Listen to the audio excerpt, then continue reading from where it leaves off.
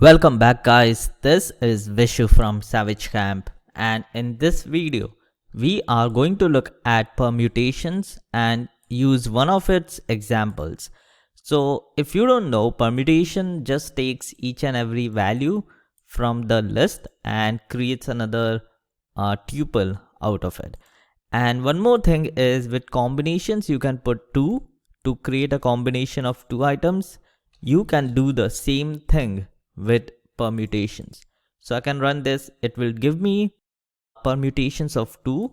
If I undo my change, it is going to give me permutation of 3 items. So in this video, what we are going to do is do permutations of 2 and then let's do permutation of 3. And what we will try to do is see if the 3 combination that we get, if all the 3 numbers in that combination is a prime number or not.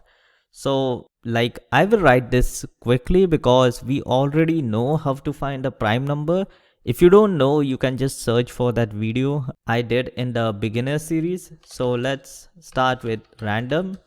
From random import randint, and from Itertools import permutations. We will create a list 1 which would be randint of 1 to 12 for I in range 10, and then we will do print list 1. So we have the list and we will create a variable perms is equal to list of permutations of list 1, and let's put a permutation of 3. And if I do print of perms, we should get the 3 permutations of these.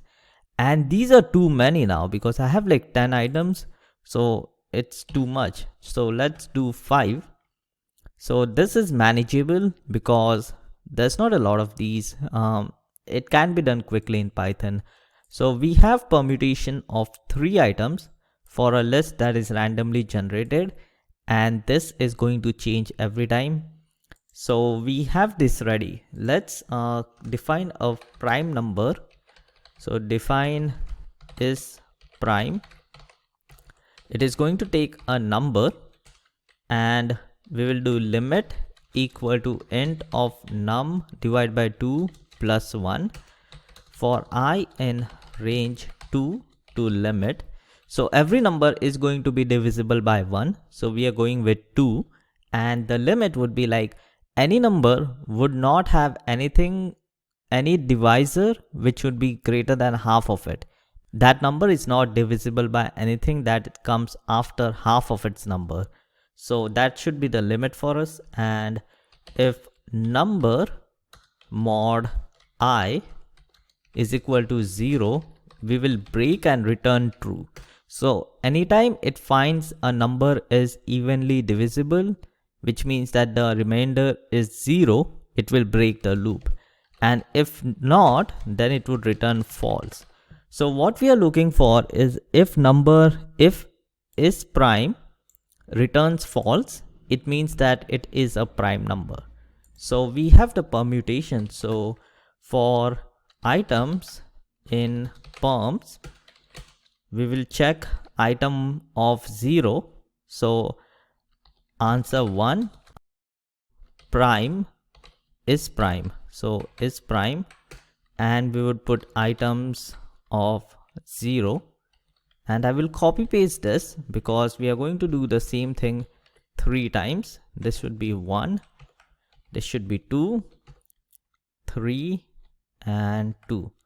Actually, let's do answers 0, 1 and 2 just to have some consistency. And if answer 0 is equal to true, we actually want false.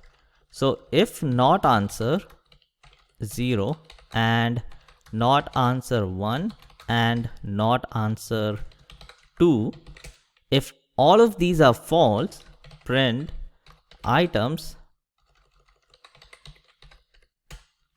consist of all items which are prime numbers. So this is just a fun program that I just created for the sake of an example for permutations, but let's see if it works. So again, to recap, we are looking for false. So if it returns false, it means that it went through all the numbers and it was not able to devise that number. So it is a prime number. This not answer should be false. And if you want, I can do printf.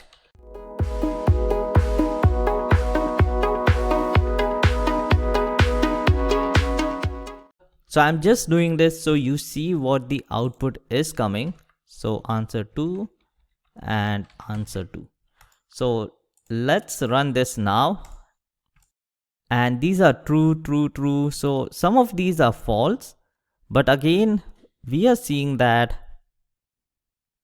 there are some false coming in, but we haven't found a prime number per se.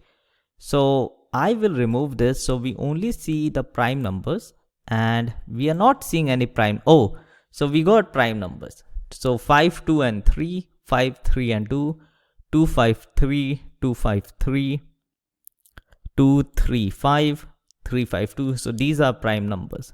So we kind of have a running program, and even though it's not perfect, it's a good practice example, like you're trying to find the prime numbers of the items of the permutation, which is kind of complicated, but we have to build something.